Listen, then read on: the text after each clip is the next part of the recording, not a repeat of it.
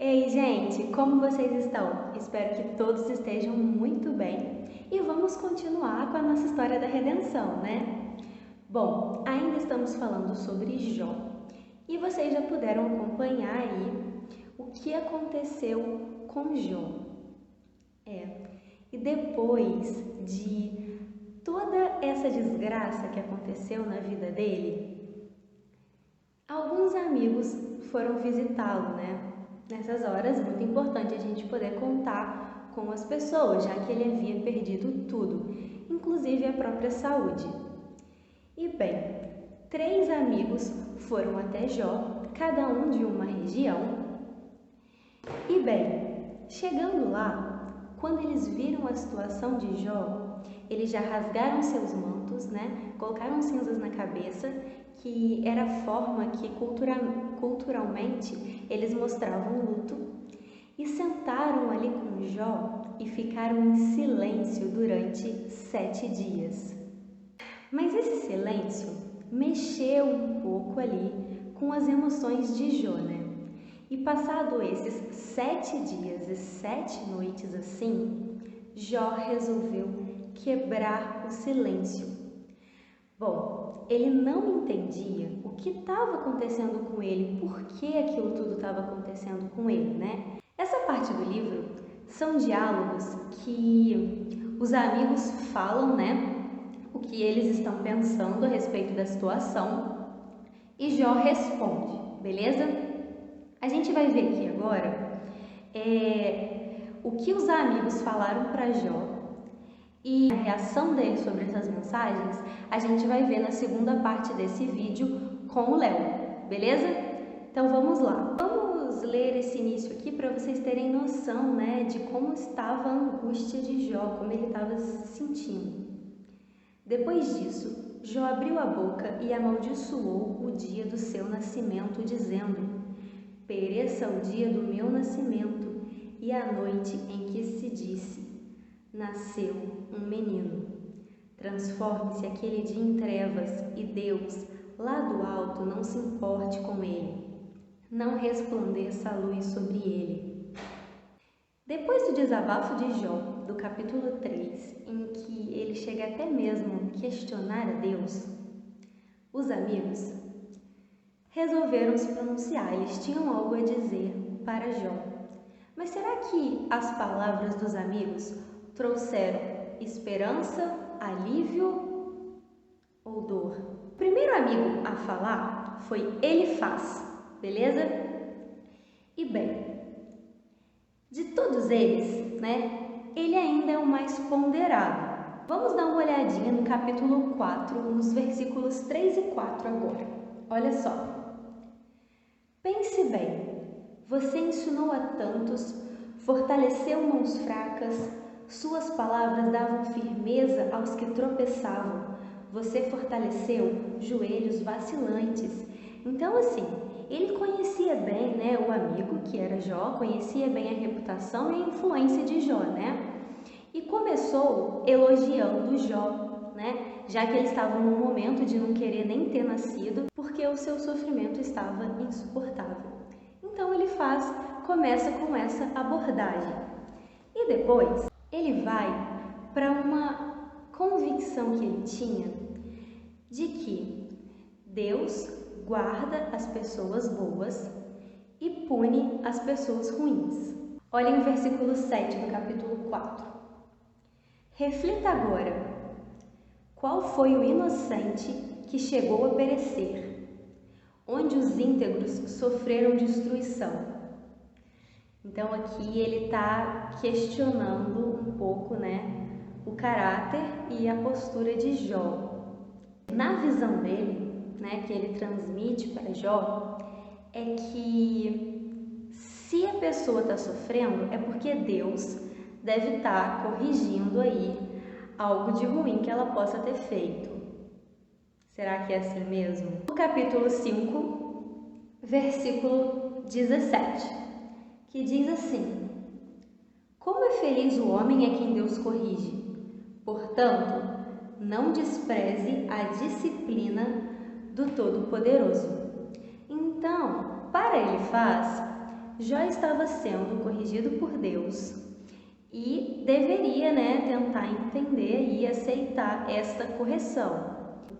Bildade concorda com... Ele tem a mesma linha de pensamento dele, a respeito do motivo, que Jó estaria passando por tudo que ele estava passando. E a gente pode ver, a opinião dele lá no capítulo 8 do livro de Jó. E vamos ler aqui o versículo 3. Acaso Deus torce a justiça? Será que o Todo-Poderoso torce o que é direito? Quando seus filhos pecaram contra ele, ele os castigou pelo mal que fizeram. Ele estava querendo dizer para Jó que ele deve ter pisado na bola em algum momento aí. E lá no versículo 8, olha o que ele fala. Pergunte às gerações anteriores e veja o que os seus pais aprenderam. Então, assim, ele está aqui apelando um pouco para reforçar o seu ponto de vista, E olha aqui o que Bildade está falando com Jó lá no versículo 20, Pois o certo é que Deus não rejeita o íntegro e não fortalece as mãos dos que fazem o mal. Então, assim, gente, Bildade está chamando o Jó aqui, de ímpio. Ele está colocando, em dúvida esse caráter, que Jó tinha. E a gente pode ver, a opinião de Zofar lá no capítulo 11, beleza? E olha como que ele já começa falando aí com Jó. Então Zofar de Naamate respondeu: Ficarão sem resposta todas essas palavras? Irá confirmar-se o que este tagarela diz? Então ele já começa atacando Jó, chamando ele de tagarela, só porque ele estava num momento precisando desabafar. Mas tudo bem. Sua conversa tola calará os homens? Ninguém o repreenderá por sua zombaria? Você diz a Deus: a doutrina que eu aceito é perfeita e sou pura aos teus olhos. Ah, se Deus falasse com você, se contra você abrisse os lábios e revelasse os segredos da sabedoria, pois a verdadeira sabedoria é complexa. Fique sabendo que Deus esqueceu alguns dos seus pecados. Zofar não estava dando credibilidade para ele e achava que ele mesmo era o culpado, de tudo que estava acontecendo com ele. E olhando o início da história de Jó, nos vídeos anteriores, a gente sabe que não é bem assim que aconteceu. Jó já estava no fundo do poço sofrendo pra caramba, E os amigos foram lá e... Bom, galera, esses amigos ajudaram ou só atrapalharam mais? Mas é isso, gente. Beijos, fiquem com Deus e assiste até o final do vídeo, hein? Que o Léo vai ensinar bastante coisa legal pra vocês. Tchauzinho! E aí, meus queridos alunos, como é que vocês estão? Eu espero que vocês estejam bem. Comigo tá tudo bem. Então a Lara aí já falou quais foram alguns dos argumentos aí que os seus amigos usaram, Então, e aí o que aconteceu, depois de cada acusação dos amigos de Jó, ele sempre respondeu eles, E a gente encontra algumas respostas em que ele dirigia para os seus amigos, mas algumas respostas que ele se dirigiu até mesmo a Deus, Então, sobre algumas respostas aqui que ele deu, ele falando até mesmo diretamente com Deus, ele disse que ele era inocente e Deus sabia, Lá em Jó 10, no verso 7, ele fala assim, isso aqui ele está falando para Deus, tá? Bem sabes que eu não sou culpado, todavia não há ninguém que possa me livrar da tua mão, Então ele, falando ali com Deus, disse que ele era inocente e Deus sabia, E também ele falando com Deus, ele disse que queria se apresentar, cara a cara com Deus, como se fosse num tribunal, aqui no verso 3, Vamos lá. Mas falarei ao Todo-Poderoso e quero defender-me diante de Deus. Então ele gostaria como se fosse realmente um tribunal, onde ele estivesse ali de frente com Deus. Também ele desejou que seus amigos calassem a boca, né, ficassem quietos, né? Ainda no capítulo 13, né, no verso 5, ele fala, né, quem dera vocês ficassem completamente calados, vocês poderiam passar por sábios. Então ele não... ele estava falando, cara, vocês estão falando besteira, vocês não sabem o que vocês estão falando, vocês estão completamente errados nisso aí, seria melhor se vocês tivessem ficado quietos, né? Teriam se passado por sábios, né? E também que os seus amigos, né, escutassem, né, os seus questionamentos e desabafos. Eita, desabafos. Acho que eu dei uma travada aqui para falar. No capítulo 21. Né? Então, já no capítulo, verso 1 e 2. Então respondeu Jó: ouçam com atenção as minhas palavras, seja esta a consolação que vocês me trazem. Tenho paciência e eu falarei, e havendo eu falado, poderão zombar de mim. Então, ele estava falando, cara, vocês estão me acusando e vocês nem me ouviram. Entendeu? Então, assim, ele falou, cara, vocês poderiam primeiro me ouvir, explicar tudo o que aconteceu, tudo que eu estou passando, para depois vocês possam realmente falar de mim, ou se no caso, poder até zombar, se vocês, né, acharam que eu estou errado. Então, sabe, então assim, gente, tipo, não houve um espaço, sabe,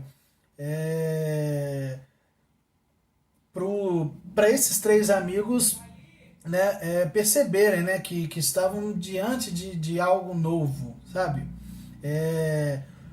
Que seria, no caso, o sofrimento de uma pessoa justa. Esse assunto sobre o sofrimento do justo, ele vai ser abordado mais para frente, sabe? Lá em Provérbios 17 fala, em todo tempo ama amigo e na angústia se faz um irmão, né? Então a gente vê alguns textos mais para frente onde fala do sofrimento também do justo, né? Então pode ser que tenha se inspirado também em Jó, né? Na história de Jó, ok? A revista que chama, né, de Bola Fora, né? Essa furada aí dos amigos de Jó, né? Mostra, né? Mostra pra gente o quanto que a gente pode se enganar diante de uma ação de Deus, né? E assim, ela nos leva a observar, né? E não só observar, sabe? Ela nos leva a preferir muitas vezes aguardar um pouco e ficar ali de olho na situação e depois de um tempo, né? Para que a gente possa emitir de fato uma opinião sobre sobre a situação em si, que às vezes algum amigo seu está passando e tudo mais. Então, nos leva também a conhecer mais a Bíblia, né?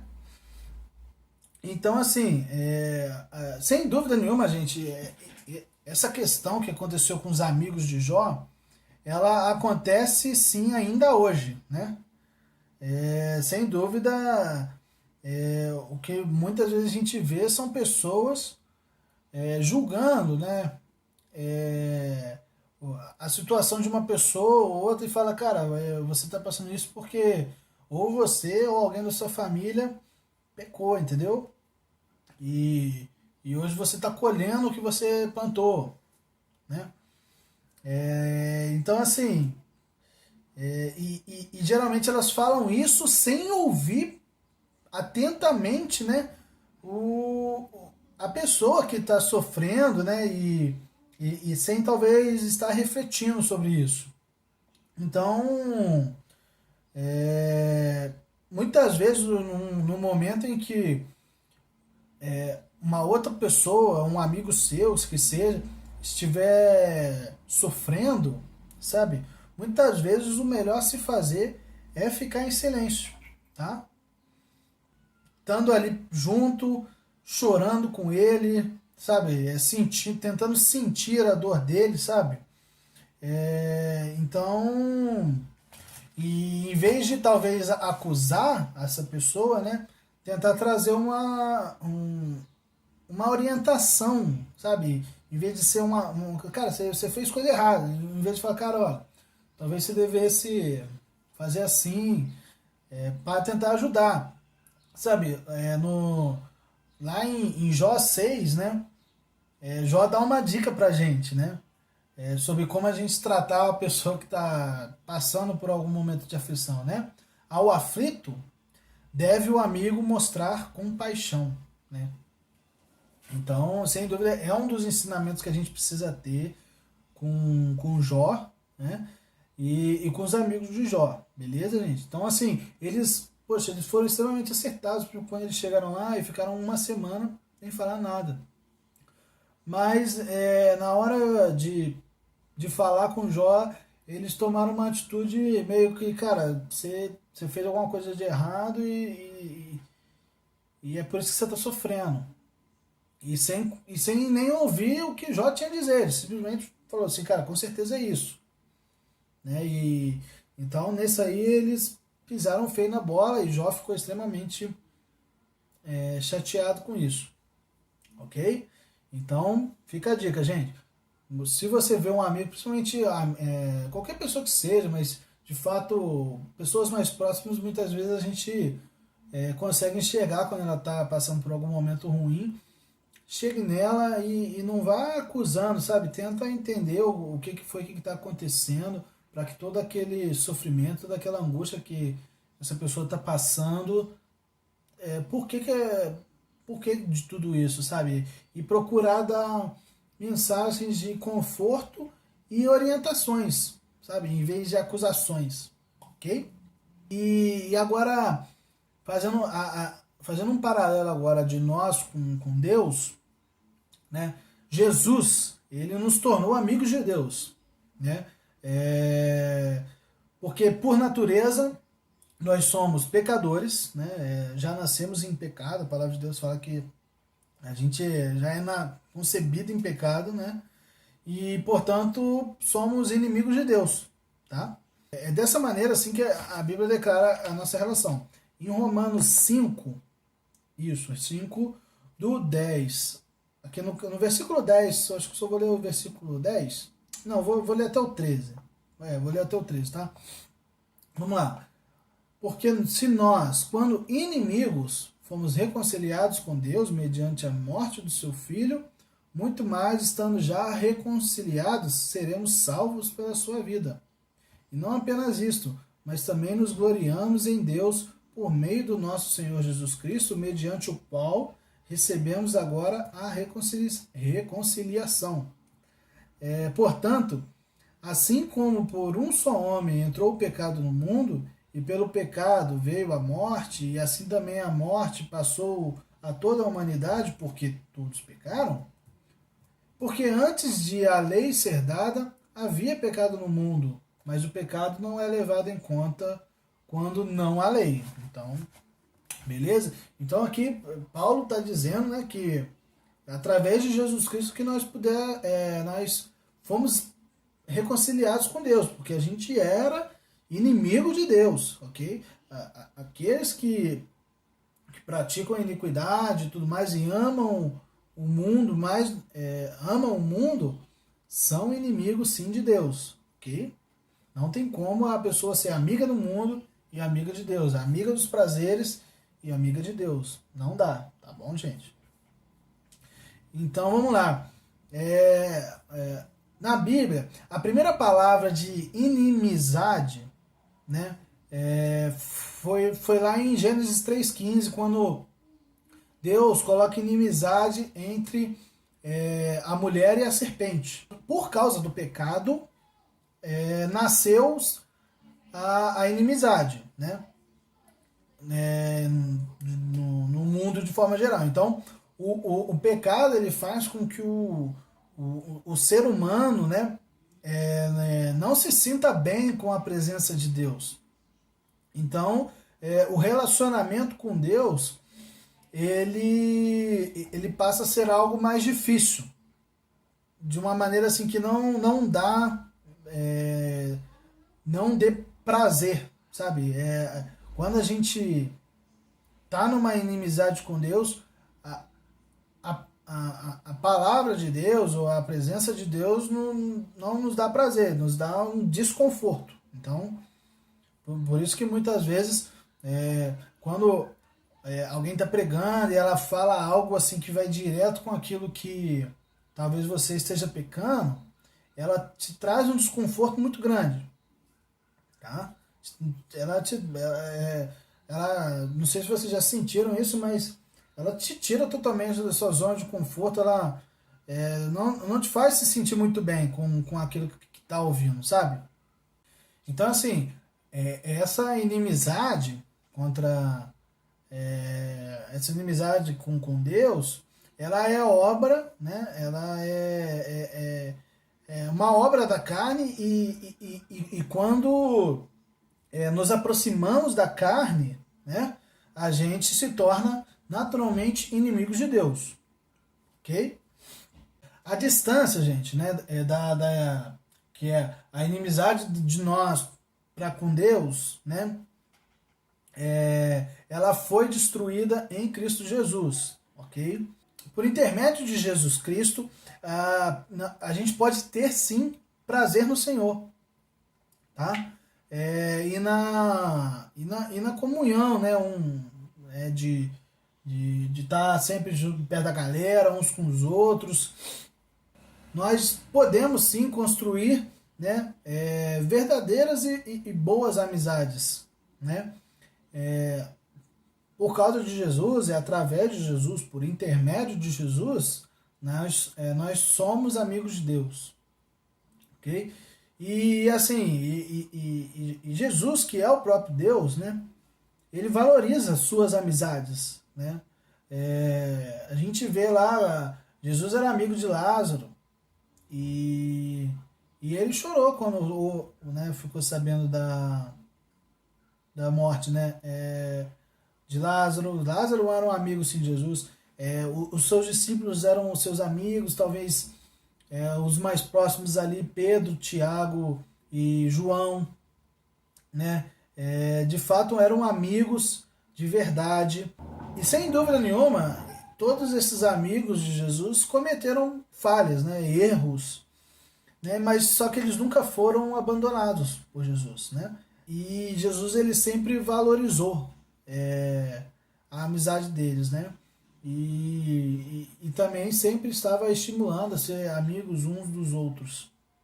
Então, gente, eu não tenho dúvida que vocês sabem que a amizade é algo de extrema importância para a nossa vida, né? Para o nosso crescimento. Sabe, e assim, a amizade que a gente tem que ter com Deus, ela tem que ser mais valiosa ainda e ela precisa ser cultivada, né? A gente precisa estar num constante relacionamento com Deus para que a gente fique mais próximo de Jesus e seja cada vez um amigo mais íntimo possível, né? De Deus e de Jesus. Então, sem dúvida nenhuma, ter bons amigos é algo que a gente deve cultivar sempre para estar do nosso lado. E mais do que ter, e não só ter, quer dizer, né? Não só ter bons amigos, é ser também um bom amigo. Beleza, gente? Então é isso. Espero que vocês tenham entendido a lição. A gente deve aprender assim também com os amigos de Jó, né?